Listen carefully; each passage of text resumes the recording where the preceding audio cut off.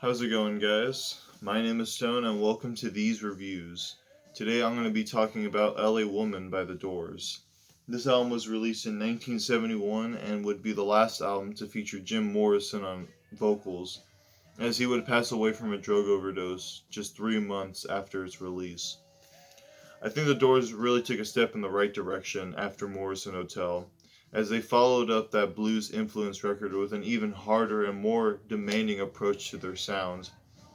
This album has shown me a beautiful side of heavy blues music that finds a way to mix itself with psychedelia in a very discreet way.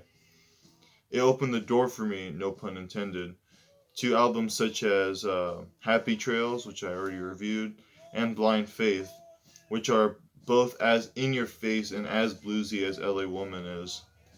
The rough production helps especially with that, as it adds to the aggressiveness and grittiness that this music displays. And it's with these albums' qualities that makes me consider this to be my favorite album by The Doors. For a while, it was Strange Days, and honestly, I go back and forth sometimes. But for now, I think this record is where it's at. This is top notch Doors. This album opens with the incredible and funky track, "The Changeling." This is just one of my many favorite tracks off this record that capture the energy of this album from the moment it begins. This track shows off some of Morrison's best vocal performances that only get louder and angrier, well, not angrier, angrier, crazy sounding over time. And I love how the song kicks off with that bluesy drum melody that is later followed by some disorienting guitar riffs. I remember when I first heard the song, I instantly knew that this is a kind of music I could definitely explore and enjoy, and I would only find more of that excitement further into the album's track listings. Lover Madly follows The Changeling with a more melodic yet less energetic sound that kind of reminds me of their earlier work, such as their self titled album and Waiting for the Sun. It still is a very good track, however, as it bounces around with its use of a catchy organ and catchy drum pattern. It's an essential listen to the Doors catalog for good reason, as it shows off how talented their songwriting skills were in this period of the band. But things get even more intense before with the heavy hitting, just powerhouse of a track, Been Down So Long. Now, this song just starts off pounding with a rhythm that I can't seem to get tired of hearing. From the shouting vocals to the clean sound of that slide guitar, and even to the heavy bass drums, this song just creates a perfect blend of conventional blues and acid rock. And like I said, it's just incredibly catchy. I feel like, though it is a really heavy song, it's a song that you could definitely get stuck in your head, which can be said about other songs in this album as well. This album gives us a chance to breathe with the very mellow but still very bluesy track, Car Hissed by My Window. I think this is a pretty underrated song by the band, as its groove seems to sway back and forth very nicely. The vocals are also very pleasant, even if Morrison isn't screaming them into the microphone. And the guitar towards the end of the track is just outstanding. It closes it off on a nice note. That it reminds me of the overall mood of the record, if that makes sense. It's also kind of hard to tell whether or not it's the guitar or Morrison making strange noises towards the end of the track. I'm not. I'm sure I'm not the only one who feels or has thought that. So I'd love to hear what you guys think about it. But I'm pretty sure it's a combination of the two. But at this point of the record, it feels like all of these tracks have kind of built up to the big closer on side one, which happens to be the title track, "LA Woman." Clocking in at almost 8 minutes, this song has everyone playing at their best and at their most cohesive. The vocals again are just incredible and only get better and crazier over time. And the song happens to include one of my favorite moments in their entire discography, which is the section where Morrison's singing the Mr. Mojo Rising bit, and he and everyone else just their tempo just keeps growing and growing and until it just explodes into an amazing reprise of the verse that couldn't have been done any better in my opinion. It's definitely one of the best tracks they've ever done, and it ends side one on such an outstanding note. It's probably a song you've heard already. It's one of the bigger tracks on this album, but it's nevertheless the drumming on it and just like I said, everyone's just playing so perfectly. They just like I said, there's it's very natural how they piece the song together and the little movements in between. Kind of going on a tangent there, but overall, great song. It deserves all the recognition it gets. We then flip the record over and start side two off with the eerie yet heavy hitting track L'America. Now, this song and the second half of this album introduces us to a darker sound of LA Woman. This track's combination of its marching drum beat, pondering organ riffs, and unpleasant tone in Morrison's vocals creates such a melodic yet overwhelming atmosphere that I think best resembles the sound of Paranoia, or something along those lines at least. There are some fantastic moments on this song, and though I understand why some might not be fans of this track, I think it's performed very well and fits the mood of this record perfectly, and specifically this half of the record. Things slow down once again on the next track, Hyacine House, and although this track doesn't exemplify the same energy that most of the other songs have, I find it's a very easygoing song and creates a very mellow atmosphere. Similar to A Car Hissed by My Window, but not as bluesy. This track is a song that kind of just does its own thing, but I feel like it does it well enough to fit onto this half of the record. So I give it that.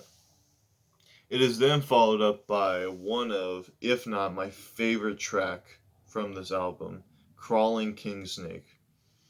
I know that that may be a controversial opinion, but man, everything about this track is just done so well. One of the only reasons I even went back and considered reviewing this album was because I heard this song again after some time of not hearing it. And when I originally heard it, I wasn't a big fan of it, but when I heard it again, I just forgot how raw and aggressive it is. Oh my, man, it's kind of hard to talk about it without hearing the song, but man, this track contains one of Morrison's best vocal performances, in my opinion, as it comes off like he got super drunk before singing the track, which I imagine was probably the case. Because I think I assume he was doing something like that around this time. But the overall groove to this song, too, is just unmatchable to anything on this record. And you could quote me on that, because I'm a big fan of the song. It chugs along with the vocal melody. Sorry. It chugs along with the vocal melody very well. This is a song that I could squeeze every second out of and never get bored or annoyed by it. So I highly suggest you check it out if you haven't heard it already. Or if you're not a big fan of it, just give it a second listen. Maybe my opinion will give you a new perspective on the track. We then move on to The Wasp, which features some spoken word lyrics by Morrison as well as a drum performance that seems to dominate this track more than any other instrument on here. I feel like this track displays some of John Densmore's best drum fills and shows how important his drumming was to this version of the band that was playing more stripped down blues rock at the time. But even with these spoken word bits, this track is just as groovy and just as raw as anything else on this record and is another favorite of mine. But as that song comes to a sudden halt, we begin to hear the sounds of thunder and rain, which make way to what must be the Doors' most popular track, Riders of the Storm. Though this track is unlike anything we've heard from this album at this point, Riders of the Storm is able to put itself above all of those tracks with an ambience and mood that closes the Morrison years in the best way possible. The lyrics and the organ performance by Ray Manzarek really make you feel like you're lost in the storm and really make you reflect on life, especially through the vocals, which is I don't know. I feel like Morrison's not vocals, his lyrics on this track are just top notch, and they really encapsulate that feeling of being lost in the storm, like the song hints at. This ends LA Woman on a rather unexpected yet fantastic note, nevertheless, and honestly would have been a great swan song for the band's discography if it if they had not continued without Morrison.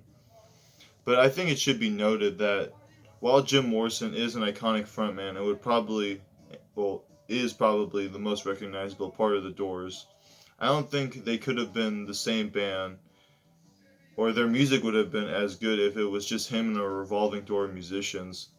Because Ray, Robbie, and John were all amazing at their instruments, and they were able to create music that fits Morrison's poetic lyrics perfectly.